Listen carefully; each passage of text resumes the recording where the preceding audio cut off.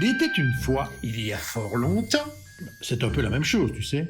Comment ça? Oui, les deux proposent une notion de rêve. Quand on dit « il était une fois », c'est sous-entendu qu'il y a fort longtemps. Ah, tu crois? Mais oui. Bon, je continue. Il était une fois un petit homme gris. Non mais excuse-moi, le petit bonhomme en question n'était pas gris, il était rouge. Rouge? Absolument. Tu es sûr de toi? Continue. Ok. C'était en été. Il faisait si chaud. Bruno, Mais quoi encore? si ma mémoire est bonne, c'était l'hiver. Et tu crois vraiment que ça change quelque chose à l'histoire? Je ne sais pas, mais vu que c'est un conte de Noël, il y a de grandes chances que cela se passe en hiver, non? Oui.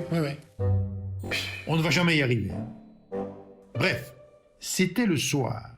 Ça va ça le soir? Ou tu préfères le matin? Non, le soir c'est parfait. Bon, c'était donc le soir de Noël et les enfants sages du village s'apprêtaient à aller au lit. Ils sont fatigués? Quoi? Les enfants du village. Ils sont fatigués? Oui, sûrement. Qu'est-ce que j'en sais? Non mais il n'y a pas de souci, c'est juste une déduction. Si tu continues à m'interrompre, on la finira vraiment en été, cette histoire. C'est drôle ça, non? C'est pas drôle? Désolé. Je disais, les enfants sont fatigués, alors hop, au lit.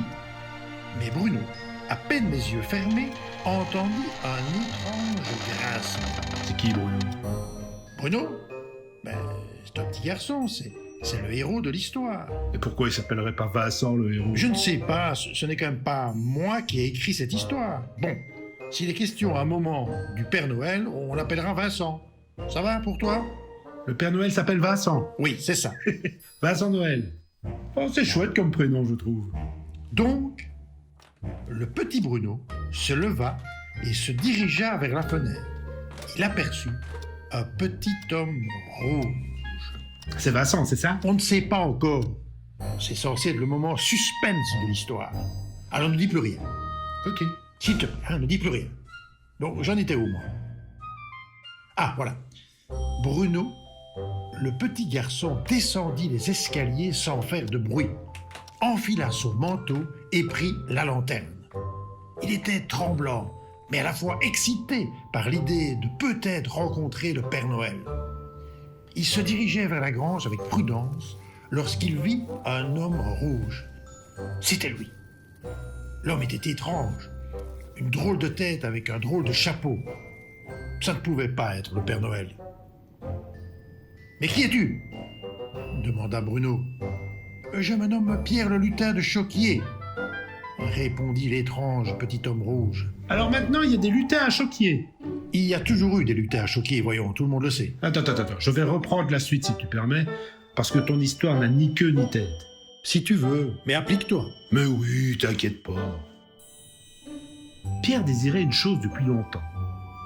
Je rêve de travailler pour le Père Noël, l'aider à fabriquer ses millions de jouets, rendre heureux tous les enfants sages, expliqua le lutin au petit garçon. Bruno fut ému par cette volonté. Ainsi, il décida d'aider Pierre le lutin à exaucer son vœu. Ils se mirent alors en tête d'atteindre le point le plus haut de Choquier. Tous les enfants le savent, le Père Noël passe toujours au-dessus du château de Choquier avant d'aller distribuer ses cadeaux.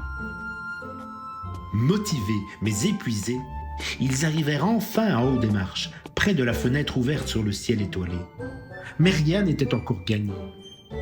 Comment attirer l'attention du Père Noël?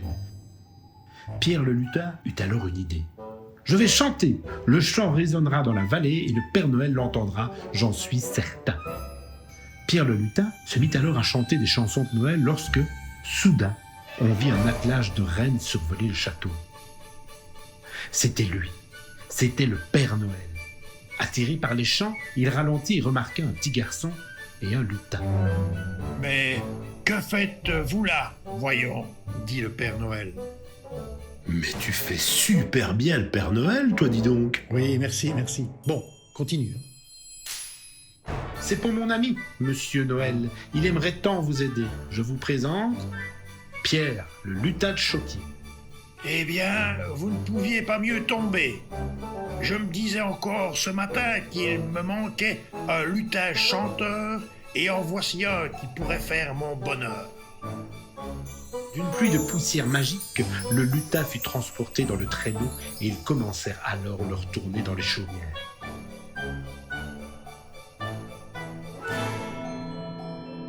Certains disent même que c'est depuis ce moment que l'on chante Noël. Alors, quand vous viendrez dans ce village le soir du réveillon, tendez bien l'oreille, et peut-être entendrez-vous chanter.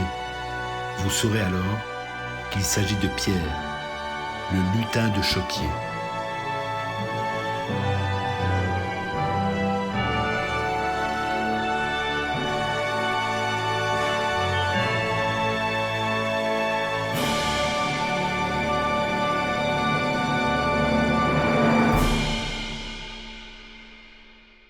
Pierre, c'est quand même un bête nom pour un lutin, tu ne trouves pas? Oui, un peu comme raconter une histoire de Noël à cette époque de l'année. Oui, c'est pas faux. Mais c'est ça, la magie de Noël.